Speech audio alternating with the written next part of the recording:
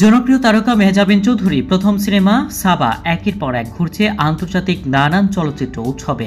প্রথমে টরন্টো আন্তর্জাতিক চলচ্চিত্র উৎসব, এরপর বুসান উৎসবে প্রদর্শিত হয়েছে ছবিটি। সম্প্রতি ইন্দোনেশিয়ার একটি উৎসবেও জায়গা করে নেয় মেহজাবিনের সাবা। মাকসুদ হোসেনের পরিচালিত নির্মিত এই ছবির নতুন গন্তব্য এখন সৌদি আরব। জানা গেছে, দেশটির রেড সি ইন্টারন্যাশনাল ফিল্ম ফেস্টিভ্যালে প্রদর্শনীর জন্য নির্বাচিত হয়েছে সিনেমাটি।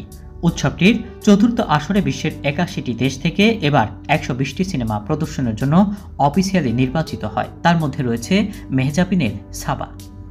সৌদি আরবের জেদ্দায় উৎসবটি চলবে আগামী ৫ ডিসেম্বর থেকে ১৪ ডিসেম্বর পর্যন্ত।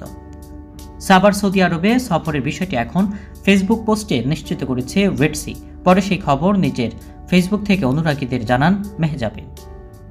উল্লেখ্য, ২০১৮ সালে নাটক সিনেমা থেকে ৩.৫ দশকের নিষেধাজ্ঞা তুলে নেওয়ার পর সৌদি আরবের সিনেমা হলগুলোতে ক্রমাগত বাড়ছে দর্শকদের ঢল। সিনেমার উন্নয়নে নানা পদক্ষেপ নিয়েছে দেশটি। ৩ বছর ধরে আয়োজন করা হচ্ছে Red Sea International Film Festival. সারা বিশ্বের খ্যাতিমান নির্মাতারা তাদের সিনেমা নিয়ে আসছেন উৎসবেও। তবে আন্তর্জাতিক অঙ্গনে প্রদর্শিত হলেও সাবা দেশে মুক্তি পাবে ২০২৫ সালে।